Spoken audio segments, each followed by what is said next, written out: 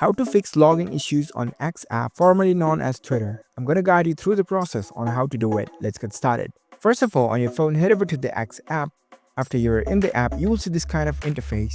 If you are having the login issues on your Twitter app, you can first start by double checking your username and your password for any errors. Head over to the login page. Enter your valid email address, your phone number, or your username. After that, you need to enter the registered password of your account.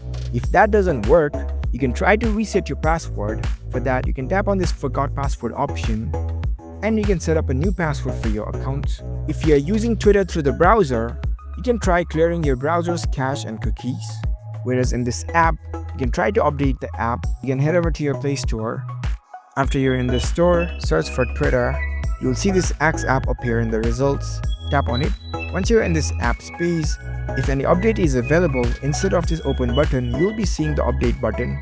So you can simply tap on update and update this app. You can also try clearing this app's cache memory. For that, tap and hold on this app's icon. Head over to the app's information page. Head over to storage and tap on this clear cache in the bottom right.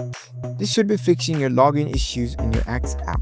If you found this video helpful, don't forget to give this video a thumbs up and subscribe to our channel for more tech tips. Thank you for watching.